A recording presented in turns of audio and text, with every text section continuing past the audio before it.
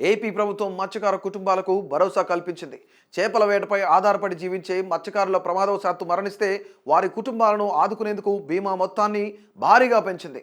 ప్రధానమంత్రి మత్స్య సంపద యోజన పథకం కింద ఇప్పటి వరకు 2 లక్షలుగా ఉన్న ప్రమాద బీమా పరిహారాన్ని ఏకంగా 10 లక్షల రూపాయలకు పెంచుతూ నిర్ణయం తీసుకుంది.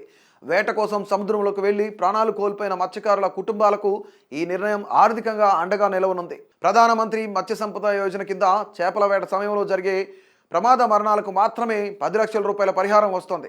అదే సమయంలో సాధారణ మరణాలు లేదా ఇతర ప్రమాదాల్లో మరణించిన మత్స్యకారుల కుటుంబాలకు కార్మిక శాఖ ద్వారా 2 లక్షల రూపాయల పరిహారం అందుతుంది. ఈ పథకం ద్వారా లబ్ధి పొందాలంటే మత్స్యకారులు కొన్ని నిబంధనలు పాటించాల్సి ఉంటుంది. తప్పనిసరిగా మత్స్యకార సహకార సంఘంలో సభ్యులై ఉండాలి. అలాగే చేపల వేట లైసెన్స్ కలిగి ఉండటం కూడా తప్పనిసరి. సముద్రంలోకి వెళ్లే బోట్లలో పనిచేసే సిబ్బంది తమ పేర్లను మత్స్యశాఖ అధికారుల వద్ద నమోదు చేసుకోవాలి.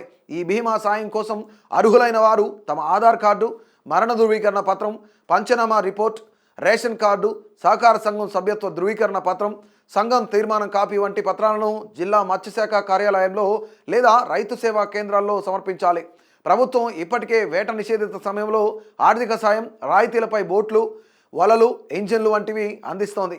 తాజాగా బీమా మొత్తాన్ని కూడా గణనీయంగా పెంచడం మత్స్యకార వర్గాలకు మరింత ధైర్యాన్ని ఇస్తోంది.